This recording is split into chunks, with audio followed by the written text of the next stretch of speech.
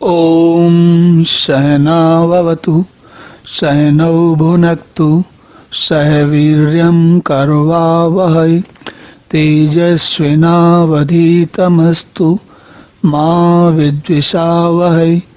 ॐ शांति शांति शांति। हरि ओम। भगवान आगे कहते हैं, अविभक्तं च भूतेषु विभक्तम इव च स्थितम भूत भर्तृ च तत्ज्ञेयम ग्रसिष्णु प्रभु विष्णु च। हाँ, कितना मजेदार है। तो भगवान कहते हैं अविभक्तम, अविभक्तम। अविभक्तम का मतलब है जो विभक्त नहीं होता, जो टुकड़ों टुकड़ों में नहीं टूटता, अलग अलग नहीं होता। और लेकिन अविभक्तम च भूतेषु विभक्तम इव च स्थितम। तो परमात्मा जो अविभक्त है, जो टूटता नहीं है, टुकड़ों टुकड़ों में नहीं बदलता, वह जो है सारे भूतेषु, भूतेषु मतलब सारे भूतों में, सभी भूतों में ऐसा पता लगता है कि जैसे टूट टूट के या छिन्न भिन्न होके या भाग होके, अलग अलग भाग होके उपस्थित हो गया। जैसे उदाहरण समझिए, हम और आप जो लोग इस चर्चा को सुन रहे हैं, इसके बारे में चिंतन मनन कर रहे हैं, परमात्मा मेरे अंदर भी है और आपके अंदर भी है, तो परमात्मा विभक्त हो गया। यही बात भगवान समझा रहे हैं। कह रहे हैं कि अविभक्तम, वो तो अविभक्त है, लेकिन लगता ऐसे है जैसे कि विभक्त होकर अलग अलग जगह फैला हुआ है। और यहाँ तक कि वो कह रहे हैं परमात्मा जो है विष्णु रूप से भूतों का धारण करने वाला। मतलब जैसे हम जानते हैं ना कि ब्रह्मा विष्णु महेश, तो ब्रह्मा से उत्पत्ति, विष्णु से धारण और महेश यानी रुद्र से संहार।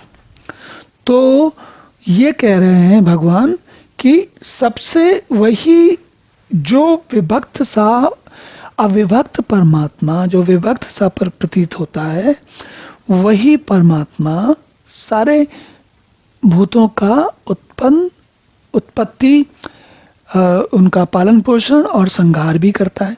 तो सब कुछ वही करता है, चला भी वही रहा है।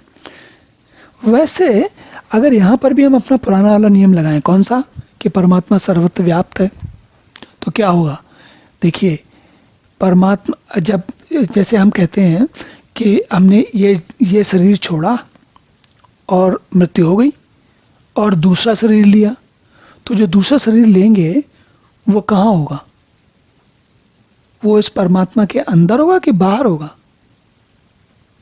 या परमात्मा उस दूसरे शरीर में व्याप्त होगा कि नहीं होगा।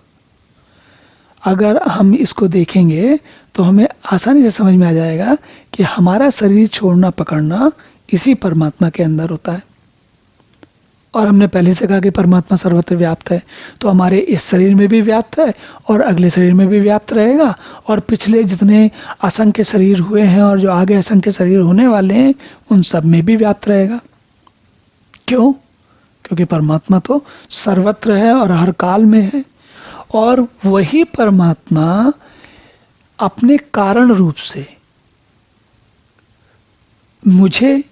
मैं जब बोल रहा हूं तो उसको चला रहा है, और वही परमात्मा कारण रूप से आप जब सुन रहे हैं तो आपको चला रहा है। तो परमात्मा केवल ऐसा नहीं कि मरने के बाद या मरने से पहले मिलता है, नहीं, परमात्मा इस जीवन में भी। इसीलिए एक भगवान कह रहे हैं कि ब्रह्मा विष्णु महेश तीनों, उत्पत्ति, पोषण, जीवन धारण और संहार, सब कुछ परमात्मा के अंदर ही होता है। और इसीलिए अब जब तक हमारी समस्या तब तक ही है जब तक हम परमात्मा भाव में नहीं पहुंच जाते।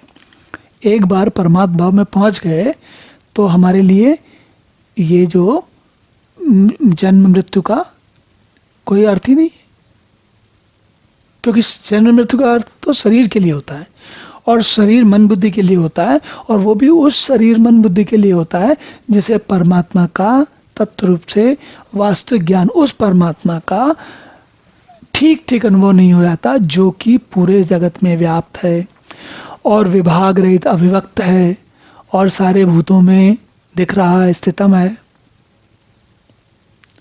तो ये सारी बातें एक दूसरे से जुड़ जाती हैं। चलिए अब अगला श्लोक देखते हैं।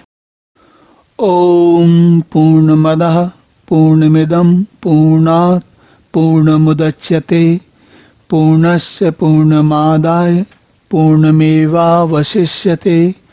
ओम शांति शांति शांति।